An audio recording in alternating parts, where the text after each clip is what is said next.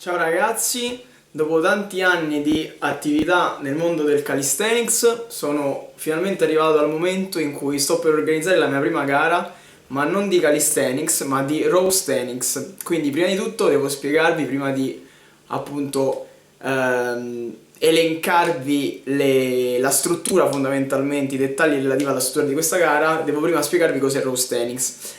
Allora, mettiamola su questo piano. Io appunto quando ho iniziato calisthenics leggevo spesso, insomma si parlava spesso dell'etimologia di questo nome che era stato dato a questo sport e appunto faceva riferimento alle parole greche kalos e stenos, quindi bellezza e forza. Queste parole vennero date allo sport, ripeto, per quanto appunto si diceva quando io l'avevo iniziato, semplicemente perché questo sport costruiva un corpo estetico, bello esteticamente, anche perché in altre nazioni questo sport viene chiamato street workout, per dire. Quindi fondamentalmente lo sport non si basa sul nome calisthenics, perché lo sport viene chiamato in altri modi, cioè non è che quelli che lo chiamano street workout lo fanno sempre solo nelle strade, ok? Quindi cosa è successo nel corso degli anni? Che questo concetto è stato un po' poi modificato ed è diventato che praticamente il calisthenics è lo sport della forza e della bellezza estetica dei movimenti, cosa che non era assolutamente così all'inizio. Quindi per, ripeto, evitare ogni equivoco, fondamentalmente, nel senso, adesso è così, vogliamo fare che adesso sia così, che il calisthenics sia questo, perfetto, anche se secondo me è un equivoco. Però va bene, facciamo che così io decido di staccarmi totalmente, quindi preferisco creare io una nuova corrente, dato che ogni volta c'è qualcuno, un Cristo, che fondamentalmente crea un qualcosa di nuovo. Quindi voglio provare io a lanciare una nuova interpretazione di calisthenics, ossia il calisthenics. In poche parole, forza e basta, se la vogliamo tradurre proprio alla buona, forza cruda, diciamo. Quindi niente film mentali su bellezza estetica o cose varie, ci dovete far vedere quanto siete forti. Poi se le cose che fate sono belle, sono brutte, non ce ne frega niente, basta che sia un'espressione di forza, come in altri sport fondamentalmente, perché voglio dire, chi fa lo strongman e alza i barili di birra non è che è bello esteticamente, però a noi non ce ne frega niente, ok? Stessa cosa. Quindi calisthenics è questo, non si dà più, non c'è più il concetto di bellezza dell'esecuzione, che questo non vuol dire fare le cose fatte male, è un altro discorso. Questo vuol dire fare i movimenti, prendere i movimenti come tali, quindi non dire no perché questo movimento è brutto esteticamente, non vuol dire niente brutto esteticamente, non è che siccome è brutto esteticamente non è facile, è difficile o cose varie, e dare solo importanza alla difficoltà dell'esercizio, contando anche appunto che gli esercizi nel mondo appunto del corpo libero possono essere tantissimi, che si possono appunto introdurre cose nuove, che una stessa tipologia di forza si può allenare con svariati esercizi e che ogni esercizio è importante e influisce su quello che poi è l'atleta fondamentalmente, sia perché magari uno appunto si trova meglio nel fare una determinata esecuzione e cose varie. E questo è strettamente legato alla tipologia di gara che introdurrò appunto sabato 20 luglio nella palestra dove alleno, ossia la palestra Elysium di Anzio in via delle Campeggiane 19, e sarà la prima gara a campi. Se andate sul mio appunto canale YouTube trovate un altro video in cui ho parlato della mia gara ideale, il video si chiama proprio così, la mia gara ideale, ed è una gara a campi. Questo cosa vuol dire? Si collega strettamente al concetto di quello che è per me il calisthenics, ossia è una gara che mette in risalto sia la completezza di un atleta che la sua vera e propria forza. Per quale motivo? Perché in questa gara, adesso vi elencherò come, vi spiegherò bene come sarà strutturata, comunque tutti gli atleti dovranno fare tutto fondamentalmente, il tutto diciamo diviso in categorie che adesso vi elencherò, ma all'interno di una stessa categoria avranno una libertà per andare a portare un elemento relativo a quella categoria che però meglio li caratterizza, perché ci sono persone, per dire, che ne so, relativamente al front lever, chi è più forte a tenerlo, chi è più forte nelle trazioni, chi è più forte nella trazione zavorrata, e non si può dire quello è meglio di quello è meglio di quello, perché ognuno reagisce in modo diverso magari allo stesso stimolo. C'è chi magari è più forte di addome, lo tiene meglio, c'è chi è molto forte nelle trazioni, quindi rende meglio in quello. Non si può dire è più forte quello che tiene di più il front lever rispetto a quello che fa più trazioni, non c'è nessun motivo per dirlo, quindi ognuno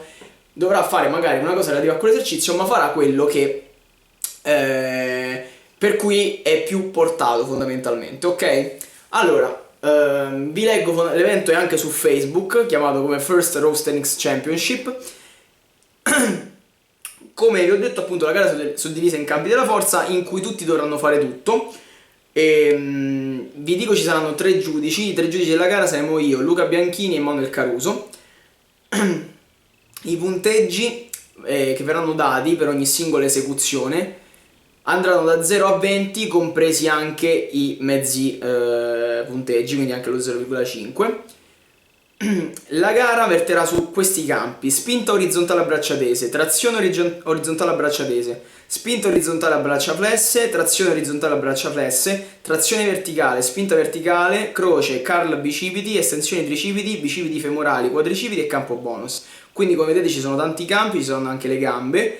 La gara infatti durerà dalle 10 alle 13 più dalle 15 alle 19 e ogni atleta appunto dovrà fare tutto, mostrando la sua forza relativamente a un campo con una esecuzione. Esecuzione per dire, facciamo l'esempio trazione verticale. Trazione verticale, una persona può scegliere se fare trazione zavorrata, numero di OAP zavorrati e libero, ma deve fare una rappresentazione di trazione verticale, quindi comunque non dovrà fare un set, ok? Non può fare OAP, muscle up, perché deve scegliere un esercizio e poi in quello però è libera. Quindi questo, vi ripeto, vi dà un minimo di libertà a seconda delle vostre caratteristiche, ma comunque la trazione verticale la dovete dimostrare, quindi se avete una lacuna enorme con questa gara non si scappa fondamentalmente, ma allo stesso tempo vi permette di dare il massimo di quello che potete fare, cose che in una gara a 7 non si può fare. Perché? Perché si possono fare massimo tot rep, quindi se uno ha 15 OAP ne può fare massimo 2-3, non può far vedere quanto è forte. La zavorra magari in alcune gare non si può utilizzare, oppure se vuoi fare un set, devi fare un set, lo vuoi fare zavorrato perché sei forte in quelle cose, magari in una zavorra, in una cosa c'hai 20 kg di zavorra, in una 10, in una 5, devi fare tutto il set con 5, se no non le puoi collegare. No, invece in questa cosa ognuno dovrà fare tutto, quindi ripeto, bisogna far vedere veramente quello che si sa fare, ma allo stesso tempo si ha la possibilità di dare veramente il massimo, cosa che secondo me è fondamentale. Quindi si verrà valutato, questa è una cosa molto importante, si verrà valutato in quanto a forza espressa.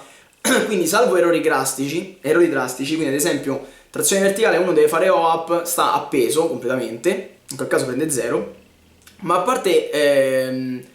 parte casi simili le esecuzioni non saranno annullate, ma saranno valutate per quello che si è fatto, cosa che secondo me anche è importante, per quanto sia un concetto un po' borderline, capisco, ma se la gara si basa sulla forza, per me non ha senso sinceramente che, per dire, uno vada a fare, che ne so, un piegamento, fa 5 piegamenti in planche un po' imprecisi, vanno valutati come piegamenti imprecisi, non è che si possono annullare, ok? Uguale, stessa cosa, come ho scritto nella descrizione, se uno quel giorno dice voglio fare trazione con 100 kg, arriva al naso, gliela valuteremo come trazione con 100 kg al naso, ok? Non verrà annullata, va bene?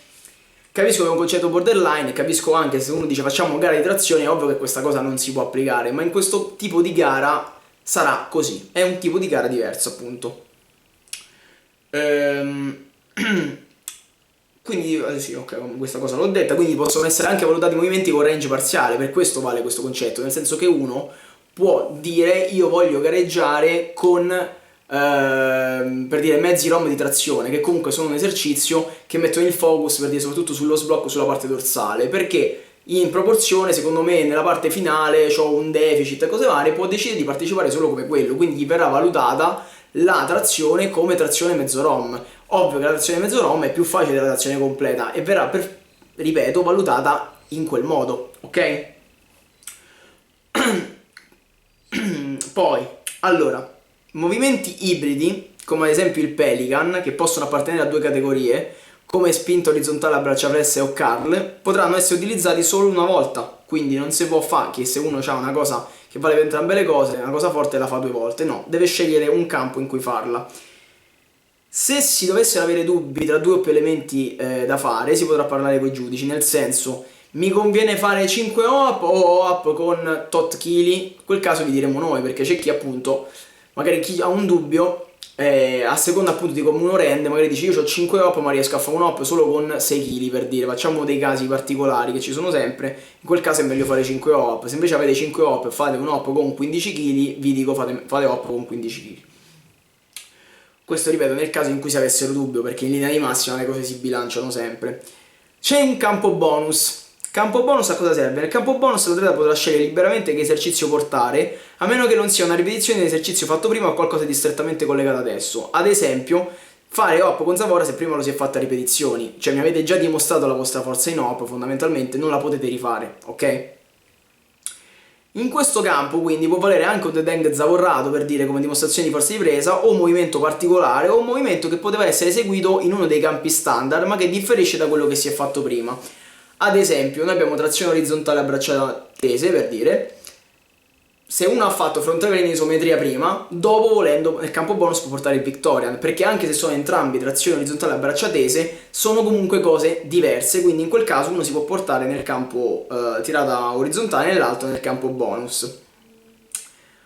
Va bene, vi devo dire il costo dell'evento, siccome stiamo cercando di mettere insomma delle coppette a livello proprio simbolico come vincita, e se riusciamo anche un piccolo premio in denaro, il costo dell'evento sarà 10 euro per i partecipanti e 5 euro per gli spettatori. Ogni informazione per effettuare appunto il pagamento la trovate nella descrizione su Facebook dell'evento, che vi ripeto si chiama First Row Tennis Championship. Vi lascio semmai il link appunto nella descrizione di questo video. Quindi ve lo dico sinceramente, cercheremo di mettere un piccolo premio in denaro proprio simbolico, quindi se gareggiate per i soldi non gareggiate, ve lo dico sinceramente, perché sarà veramente, se ci riusciamo, una cosa piccolissima, se ci riusciamo.